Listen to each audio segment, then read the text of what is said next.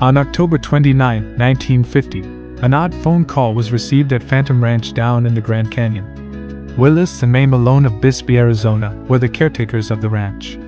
May took the call.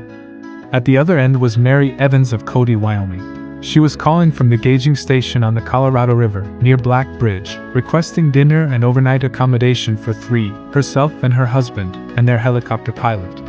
It was reported, There was nothing unusual in this, as late hikers often showed up at Phantom Ranch about dinner time. But when Mrs. Evans walked up to the ranch attractively attired in a fresh green silk dress complete with matching handbag, and of all things, high-heeled pumps, Mrs. Malone did a double take. Mrs. Evans said, "We're the folks that landed on the sandbar in the helicopter a little while ago." May Malone couldn't believe her ears because she knew that airplanes and helicopters were prohibited from landing in the Grand Canyon. Then, in walked the pilot, Edwin Montgomery, who established the first commercial helicopter operation in the country, in Tucson, Arizona.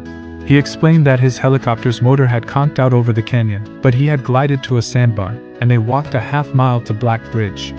It was said that they established a record as the first Phantom Ranch guests to arrive by helicopter.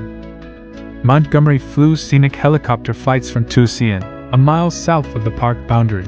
His company was called Arizona Helicopter Service, the first helicopter company at the canyon.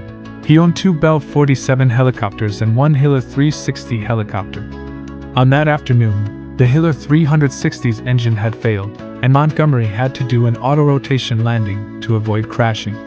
An auto-rotation landing is where airflow during descent still causes the rotor blades to be turned like a propeller and generate lift. The next day, Montgomery and the Evans rode out of the canyon on mules. After more than a day, they finally ended their tour, which was supposed to last only half an hour. A few days later, Montgomery and two of his employees came back down and made repairs. When they attempted to fly out, they flew only about a mile and one-half downstream before the motor stopped and the plane dropped into the water. A team of mules pulled the craft out of the water. There it sat near the bottom of the Bright Angel Trail. The machine had to be dismantled and packed out of the canyon by mule. By 1952, the ongoing Korean War slowed the helicopter business at the canyon, and Montgomery decided to close his operation. More than a decade would pass before another helicopter company would take over where Arizona Helicopter Service left off. In 2011, Edwin Montgomery was inducted into the Arizona Aviation Hall of Fame. This video was written and produced by Davy Crockett for the Grand Canyon Historical Society. Visit us at grandcanyonhistory.org. Help us continue to preserve and share the history of Grand Canyon by becoming a member of the Society.